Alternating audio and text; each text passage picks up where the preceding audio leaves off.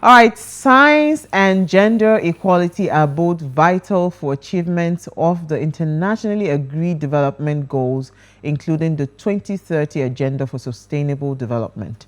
Over the past decades, the global community has made a lot of effort in inspiring and engaging women and girls in science. Yet women and girls continue to be excluded from participating fully in science. In order to achieve full and equal access and participation in science for women and girls and further achieve gender equality and the empowerment of women and girls, the United Nations General Assembly declared 11th of February as the International Day of Women and Girls in Science. In 2015, this was when it was declared. Interesting. I found something very interesting online, concerning this science, tech and all of that.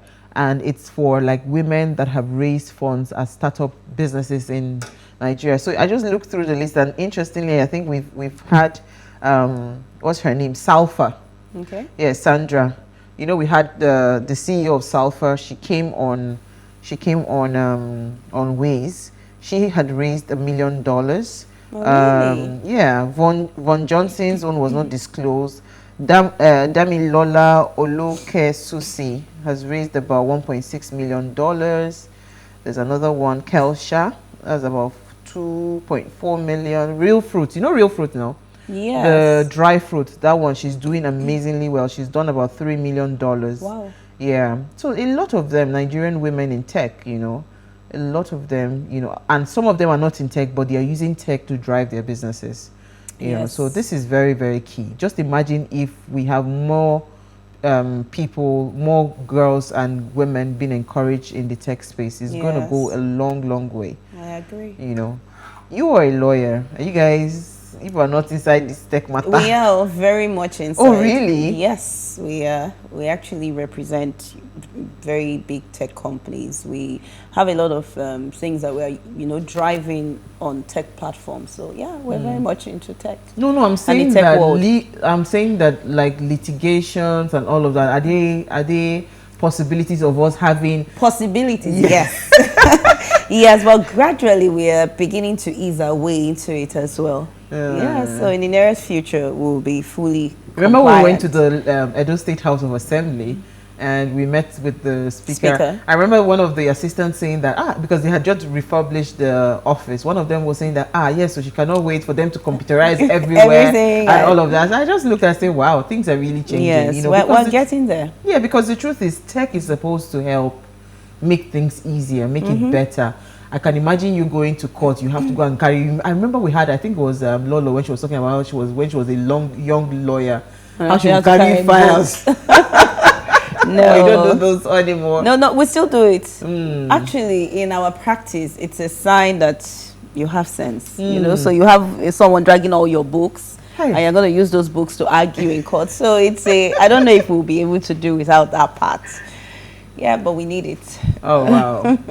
Oh wow. Okay, so Manny, what did you find for us in the news? Okie dokie. Petrol transporters gradually halt operations over low freight rates.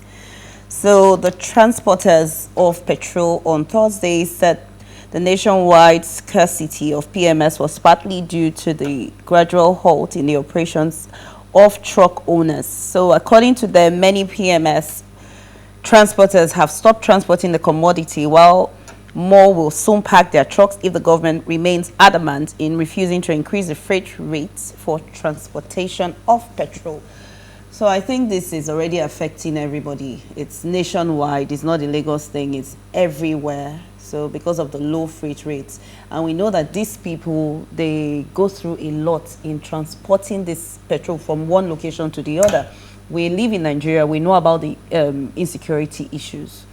We know about extortions that are done on the roads and everything. We know, about different things that these transporters actually go through. They're not well paid. They have to go through a lot. The roads are bad. So, and then the freight rates are low.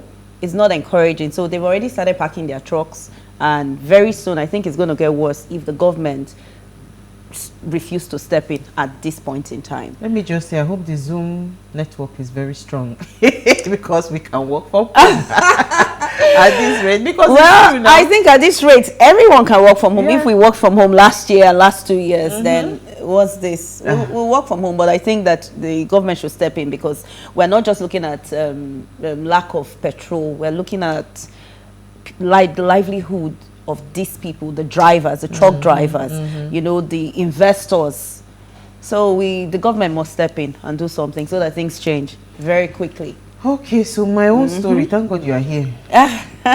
Okay, but my story I've refused to open. Oh, wow. It's something around the president asking for, saying that the... Let me see if I can get Yes, it I'm trying for to. you. I'm trying to pull it out. So today is today. They say we should go. What's it called? Digital.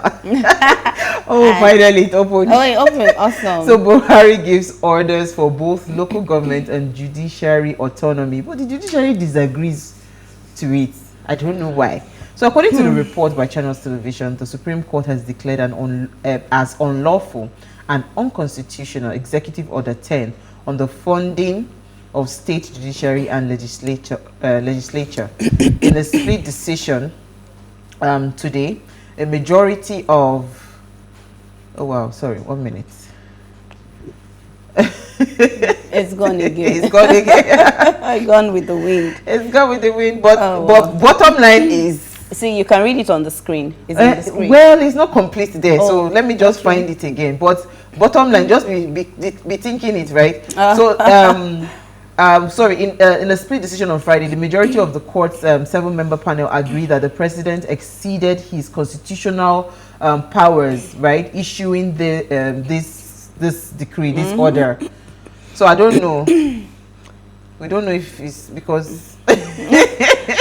But what do you think, though? Well, let me try to see if I can open it in another device. But okay. do you think it's? I was thinking this is supposed to be good news now. It's supposed Autonomy, to be is that not what we've been begging for? Yes, that's what we've been autonomy begging and for. all of that from. Yeah, you know, the court has a point here, though, because even if it seeks this autonomy, due process must be followed. You know, I agree with it, but the process was unconstitutional. So what it does, it makes it void ab initio.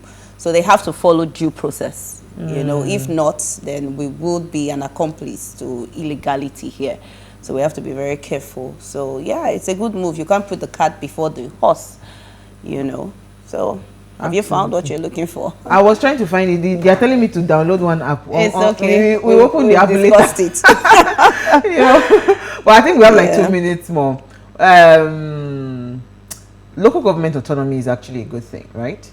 If we start to have, you know, funding that goes straight to the local government. Yes. But how do we then hold them accountable? You see, that's the problem. So the issue has always been so much from the side of accountability, not too much of the autonomy, right? If not, we'll be aiding corruption. Yeah, so we have to be very careful how these things are done. I think the right people have to be in the right places. So it's a good one, but do we have everything in place, you know, to be able to handle this, to be able to deal with this? So we have to be very, very careful here with this. It's what we're fighting for, but, you know, there's a but. Absolutely. Yeah. All right, on that note, we're hoping we can find our guest.